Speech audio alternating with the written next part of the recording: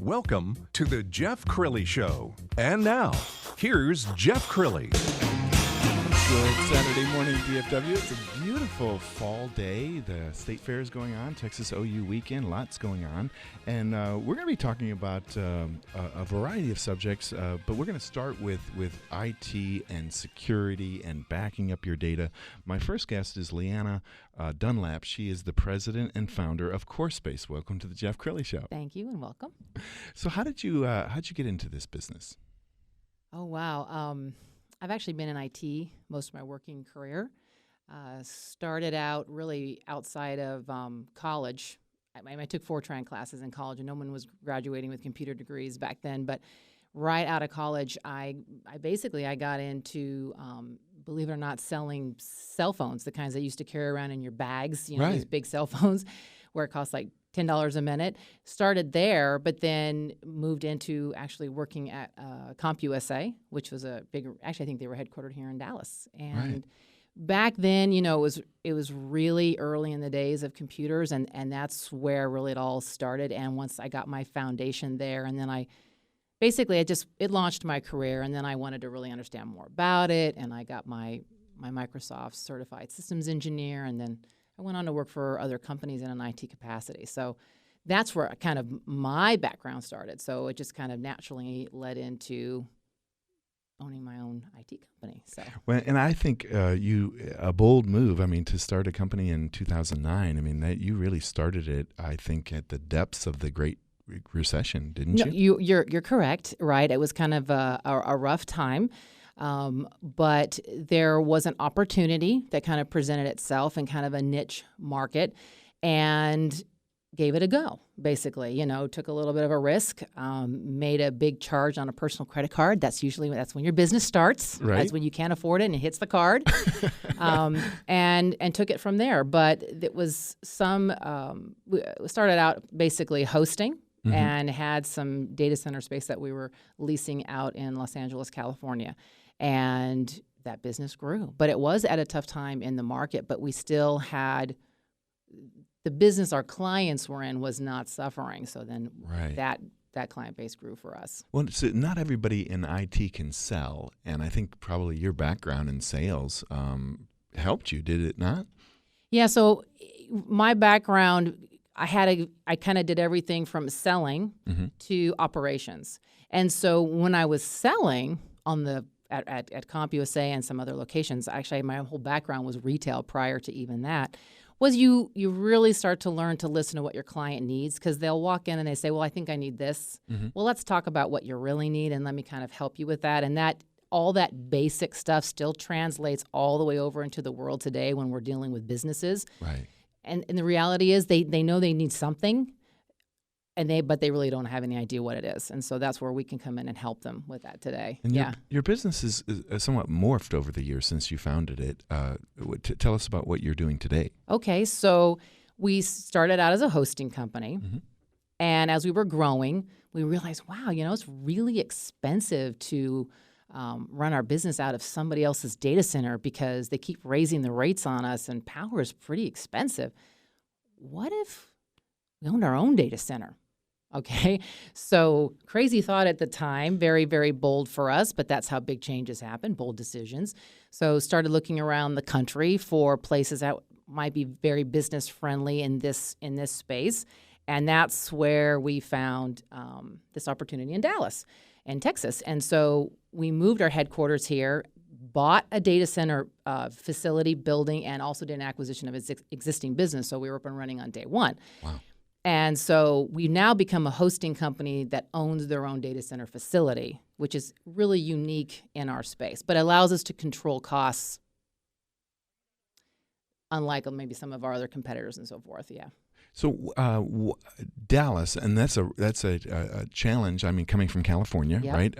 You were a California girl coming yes. to Texas. Yes, right.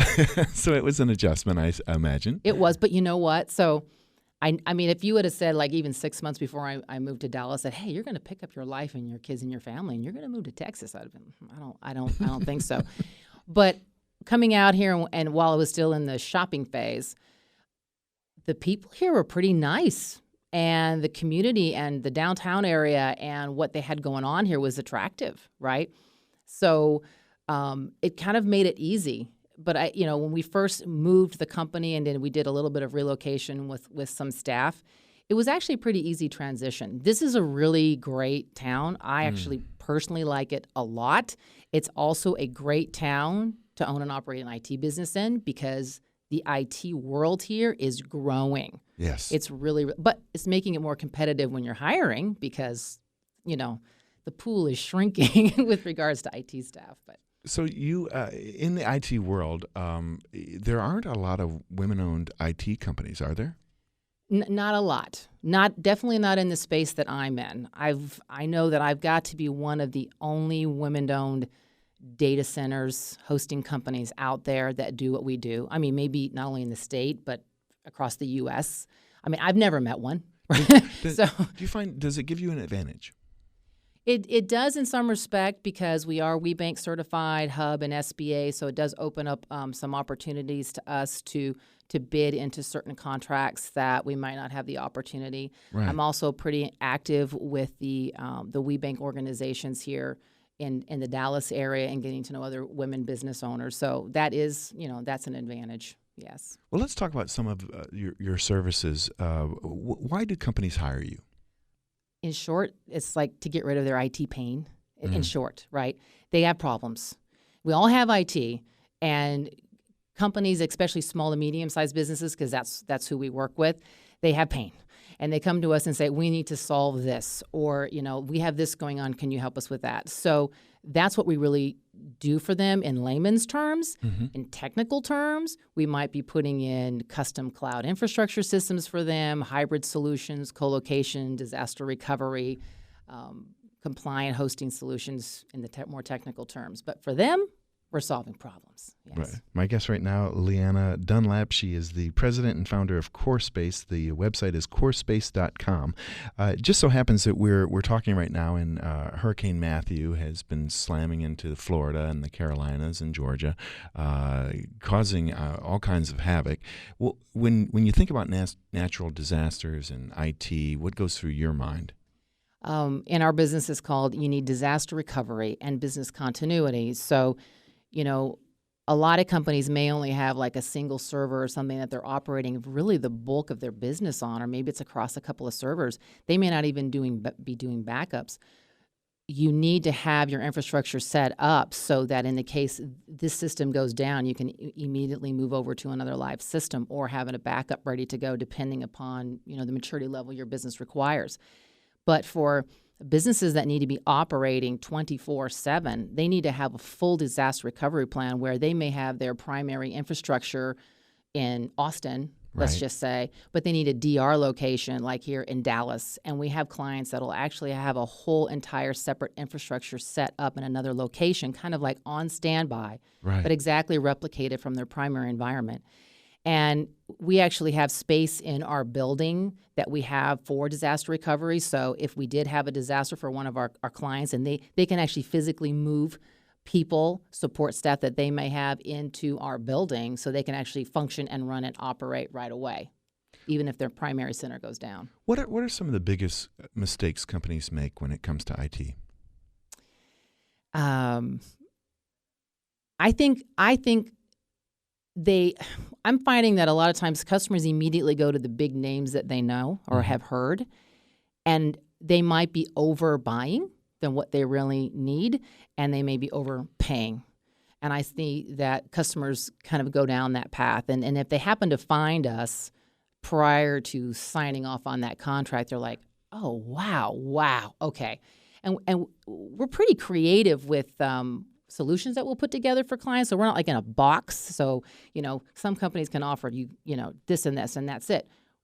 We'll offer what you need, and we'll put something together. We'll create it, right?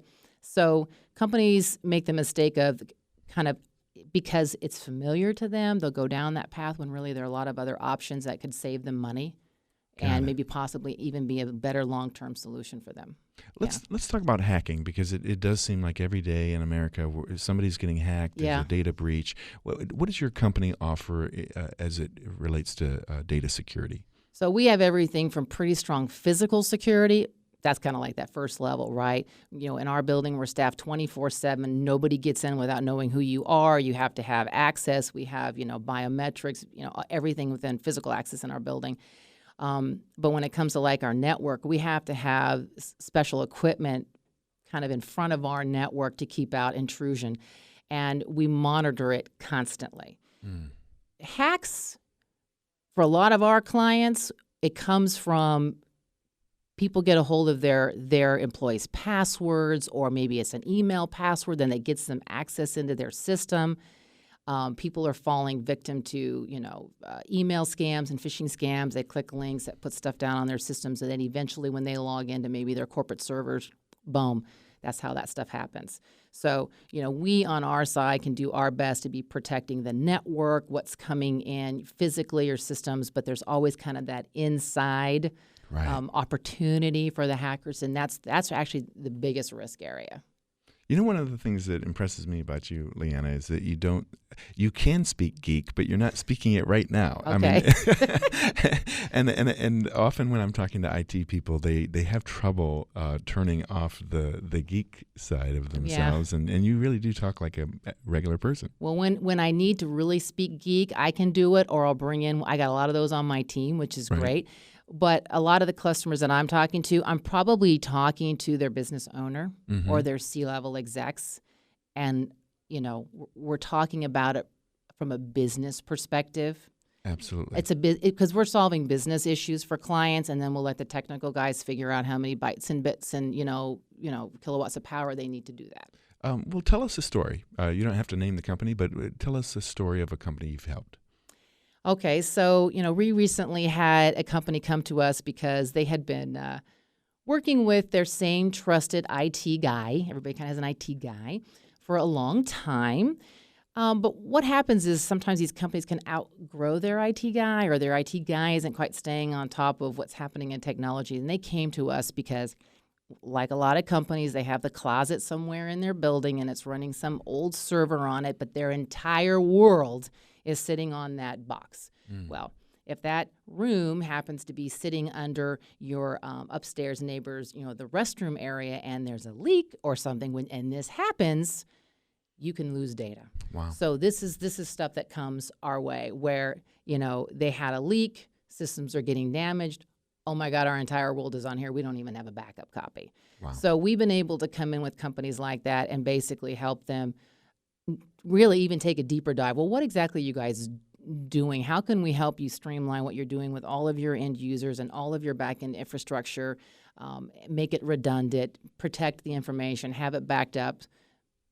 That's what we're able to provide. Do you find are a lot of your customers calling you too late? Like you should have called me a year ago with this problem?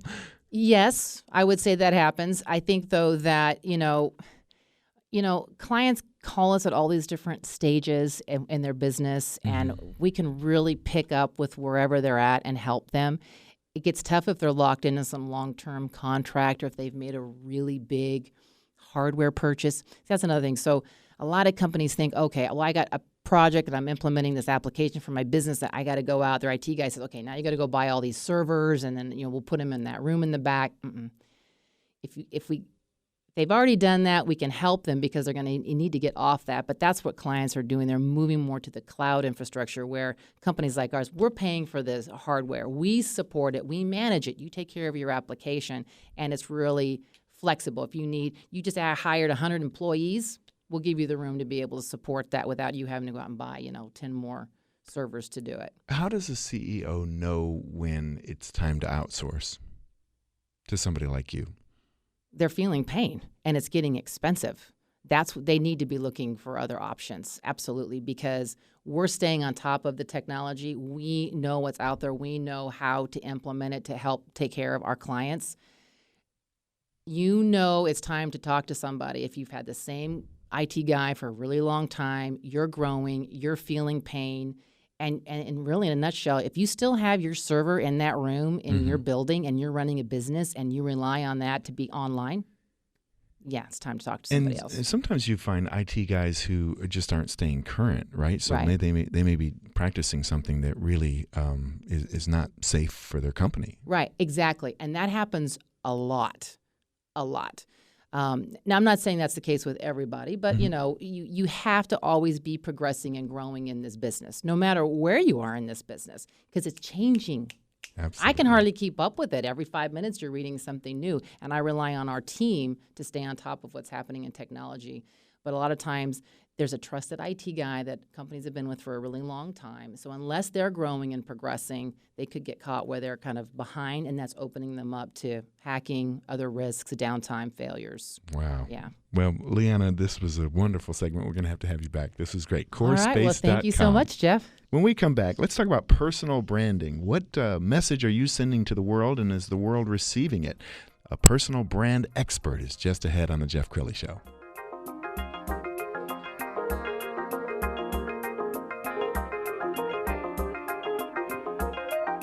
More of the Jeff Crilley Show coming up.